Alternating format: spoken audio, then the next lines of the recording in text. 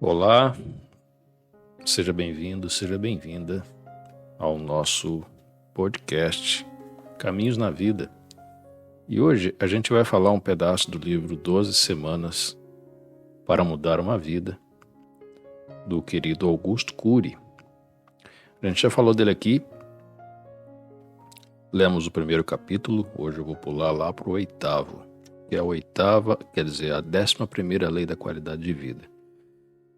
Que a gente precisa muito ter em mente que esse tipo de inteligência que eu vou passar aqui para você é importantíssima na nossa vida. É a inteligência espiritual, superando conflitos existenciais. Então vamos lá. Ele me traz 6 passos básicos, né? Depois um pedaço do texto que eu vou ler aqui para você. A inteligência espiritual é, número 1, ter consciência de que a vida é uma grande pergunta em busca de uma grande resposta. Olha só que profundo. Procurar, número 2, procurar o sentido para a vida e a razão para a vivência. O número 3 diz, procurar entender, independente de uma religião e de acordo com a nossa cultura, os mistérios da vida e os segredos do autor da existência. Número 4.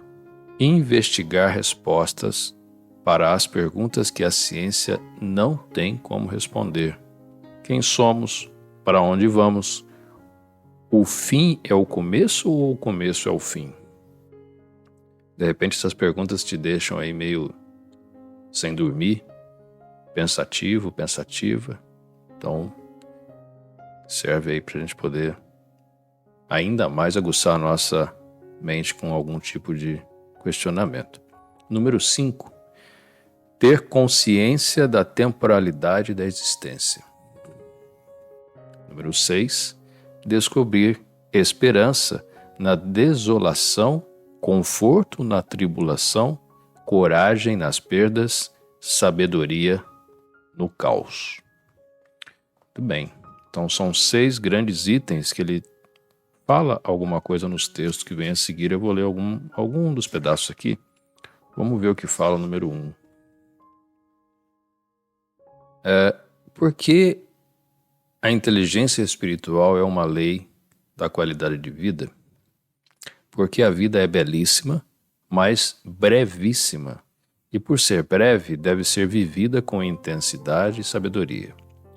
Porque há um desejo irrefreável do cerne do ser humano de conhecer a sua própria origem. Desde os primórdios da sua existência, ele procura pelo seu Criador. Porque a religião é a única instituição que nunca se dissipou, é o único império que nunca caiu. Porque a espiritualidade regada com a serenidade traz a paz social, estimula o amor, enriquece o prazer, mas, controlada pelo radicalismo e o autoritarismo, produz a discórdia, promove o ódio, gera a angústia. Isso aqui é muito importante de entender. Vou até ler de novo porque é um negócio que é bem profundo. Porque a espiritualidade regada com a serenidade traz a paz social.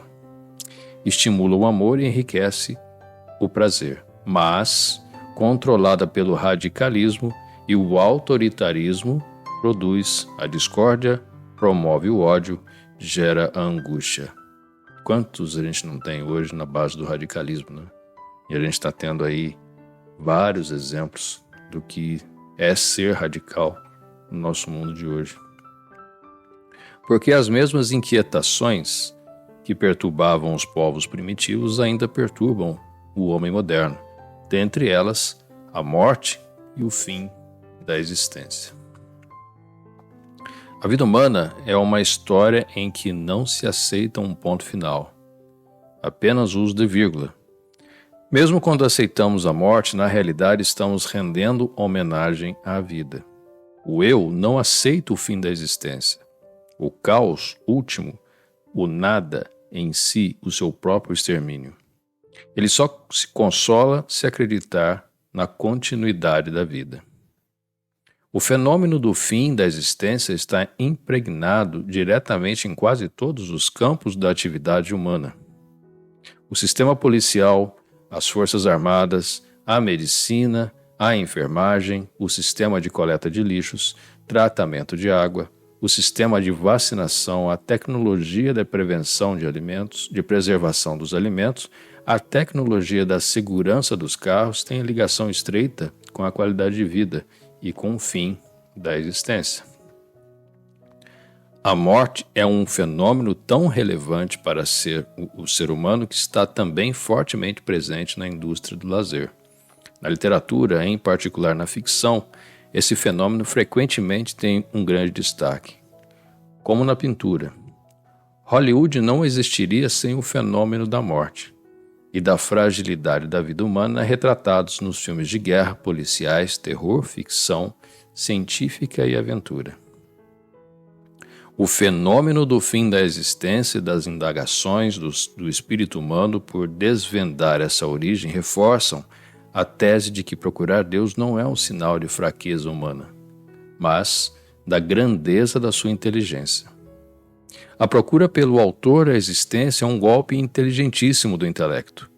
Até quando uma pessoa discute o seu ateísmo, ela está procurando compreender e aliviar as suas inquietações existenciais. Esse início de capítulo, que fala sobre a inteligência espiritual, nos lança aí vários e vários desafios, né, que de repente permeiam a nossa vida e a gente fica nesse pensamento do que será. Ela dá algumas perguntas aqui interessantíssimas, né, que a gente sempre está fazendo, né? De onde viemos, quem somos,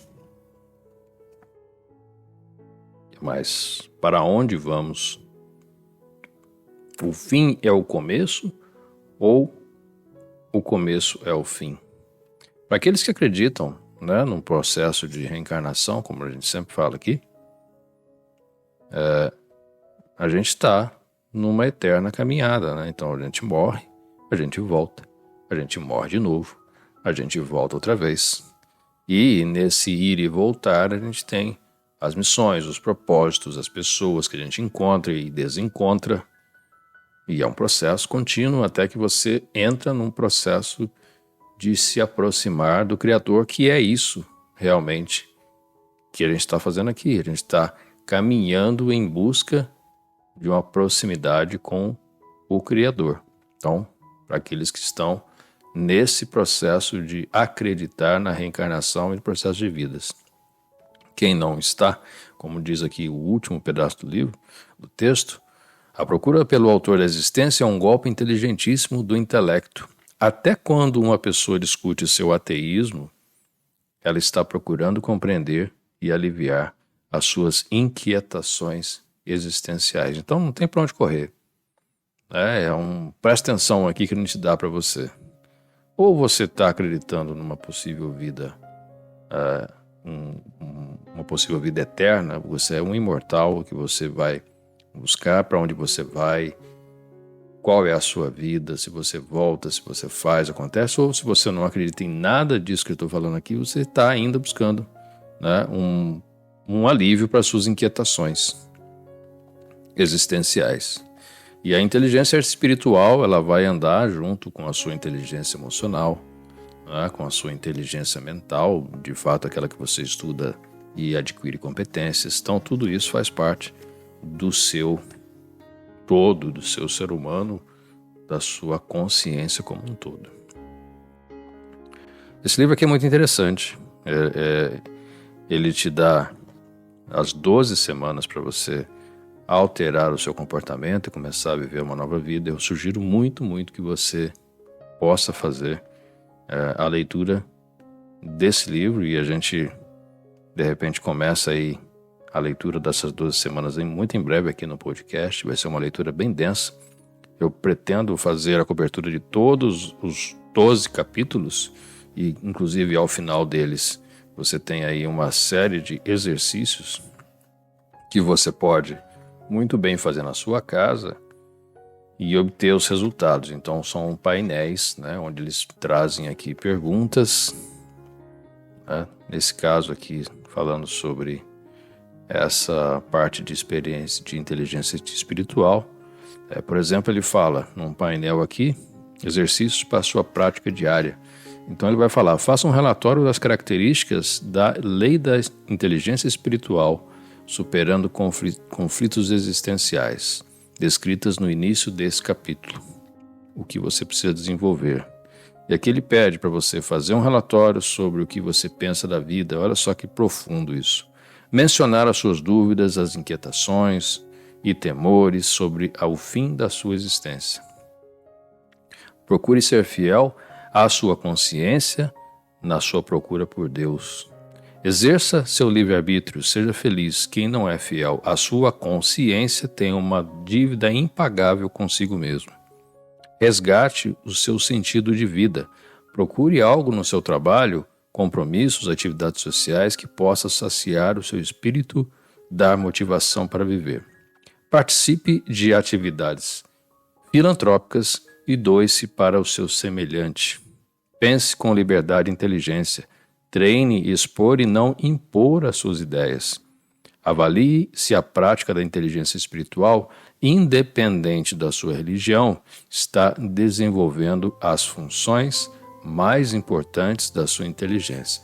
Então são pequenas dicas que ele traz aqui no painel 2 do final do livro, que realmente, se a pessoa praticar, ela vai com certeza sair do lugar, tá? O que a gente vê, como muita gente fala que não tem tempo, que está corrido, que está enrolado, que está na loucura, que está na correria, mas não para fazer os passos mais básicos que tem nesses ensinamentos que a gente encontra por aí. Às vezes um livrinho tão simples como o outro que a gente está lendo aqui, das 10 leis espirituais do sucesso, né, do Deepak Chopra, deixa eu ver se eu pego o livro aqui, são as 10 leis para ser feliz, do próprio Augusto Cury, que são textos bem simplesinhos, que se você colocar em prática ali 10% do que foi ensinado, 10% do que foi falado, com certeza você vai ter aí grandes ensinamentos.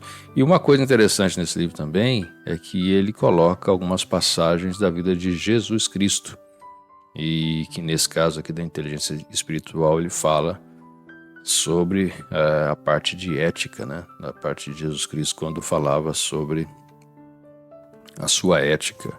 E aqui tem um pedaço para a gente poder entender. Ele falava o seguinte: a sua ética era uma poesia que exalava como perfume. Diferente da maioria de nós, o que ele fazia com uma mão não alardeava com a outra. Qualquer político ou líder da atualidade ama proclamar seus feitos, gosta de fazer estampado na mídia e alguns pagam para sair em colunas sociais. O mestre dos mestres pedia silêncio. Uma das grandes, né, características de Jesus Cristo, e que de diversas formas na Bíblia você encontra, de não precisar falar aquilo que está sendo feito, porque aquilo por si só já propagava para muita gente, né? Então tem bastante coisa, principalmente nesse capítulo aqui de inteligência espiritual, e que você pode aprender para o seu dia a dia, tá bom? Então esse foi o podcast de hoje. Espero que você tenha gostado, espero que você tenha se interessado por essa parte do livro, e eu deixo a nossa reflexão desse dia para que você consiga então ter aí um pouco de trabalho mental, porque sem trabalho a gente não evolui. Então, dentro da sua experiência, inteligência espiritual, analisando essa parte, eu te pergunto o seguinte: quem somos? Para onde estamos indo? O fim é o começo ou o começo é o fim? Eu deixo aqui então meu abraço a você. Quero agradecer novamente pelo seu like, seu compartilhamento, o seu comentário, a indicação desse podcast para outra pessoa. Isso me ajuda e muito nesse processo aqui de desenvolvimento de mais materiais para você enriquecer a sua vida, assim como eu estou enriquecendo a minha. Tem muita coisa que eu estou lendo que, lendo novamente, a gente reflete. A gente vai refletir sobre tudo aquilo que a gente está trazendo para dentro da nossa mente. Então, muito obrigado e eu te vejo no próximo podcast. Grande abraço.